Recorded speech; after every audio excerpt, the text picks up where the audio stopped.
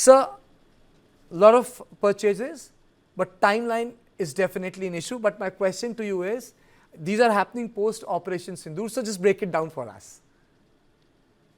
See, it is not as important the numbers or the crores and so on. What is more important is what is the strategy behind taking what we are trying to buy. That's most important. And that is what is being shown in this procurement. Actually, it is an approval of the AON, acceptance of necessity 17. And look at the coincidence. On 23rd October 2025, the same DAC approved again 79,000 crore. But this time, let us focus on what they have done.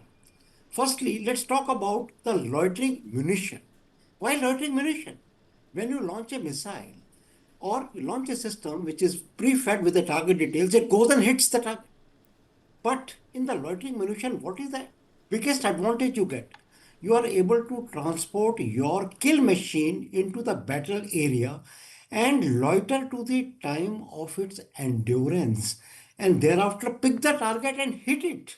This was shown during Ops Sindoor when we used the loitering munition called the Nagastra IR, which has the endurance and which has the CP or circular error of probability of only 2 meters.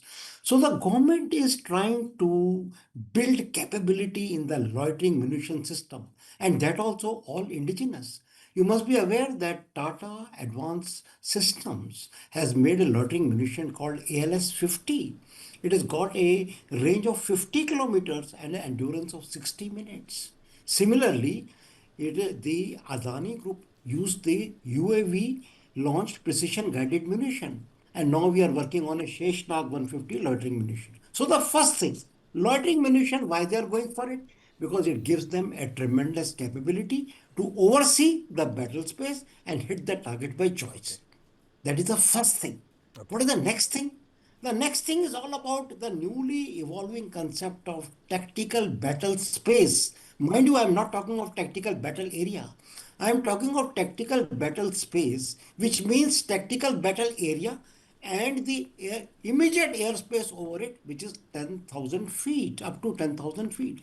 Now, the government or the MOD or the decision makers are particularly sensitive about this area because it's in this area where the drone threat, drone and counter drone battle unfolds in a great manner. You see, Nob Sindhu, how many drones came from the other side? What was the anti-drone mechanism on our side?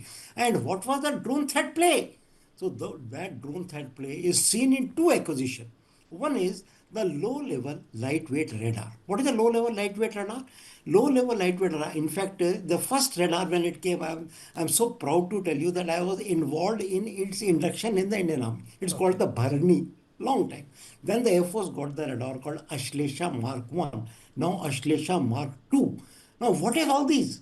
These are the small radars which are portable, which can detect small RCS threat. What is RCS? Radar cross section. It is basically the measure of visibility of a target. Higher RCS, the radar will be able to see at a longer distance. Okay. Now I have myself seen this low level lightweight radar operating and looking at targets which are very low.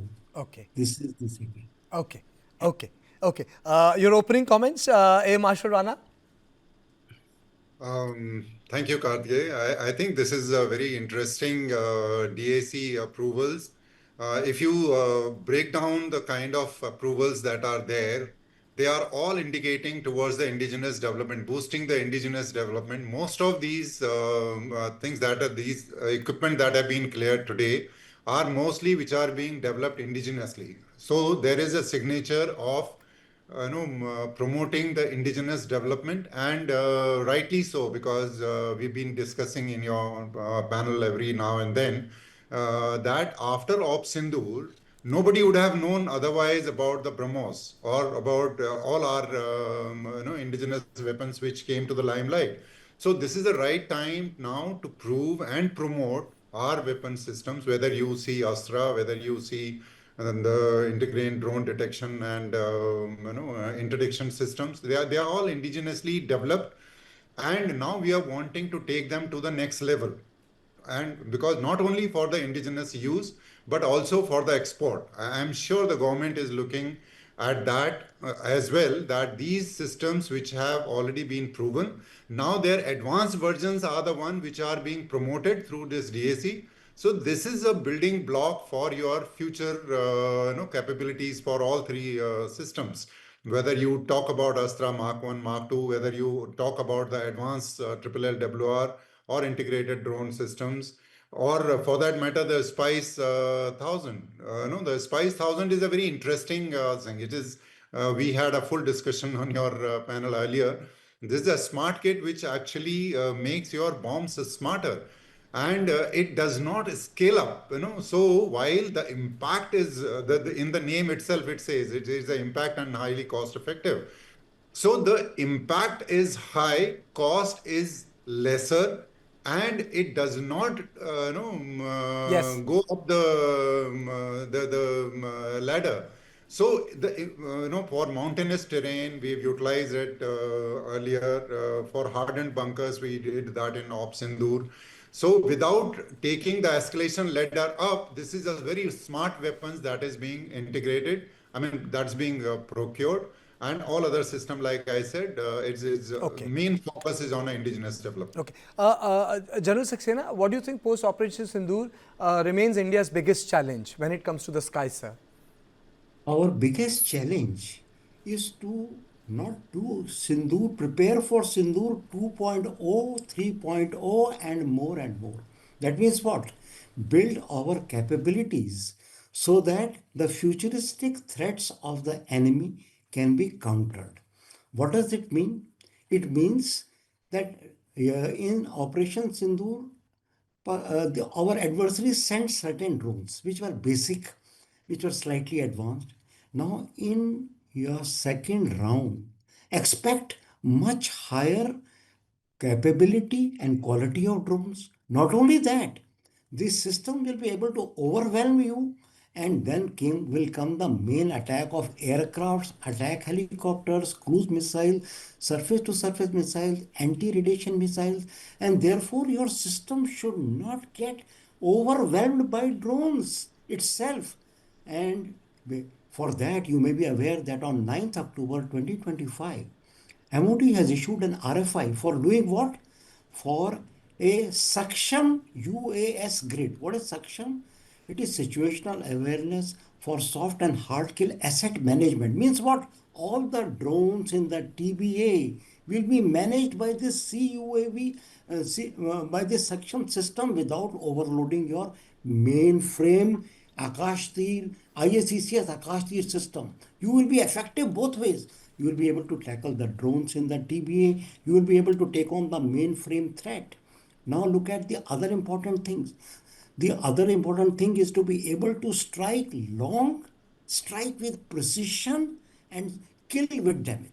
What is this long-range Pinaka missiles? Our Pinaka is our own system. Long-range system can launch 12 rockets in 44 seconds. Now these long-range missiles are supposed to be not only 40 kilometers, we have evolved up to 75 kilometers. The government is taking more and more of these high strike capability. Now integrated, everybody is talking about IDDS, integrated drone detection and interdiction system Mark-II. But remember what we are trying to do. What is the game plan?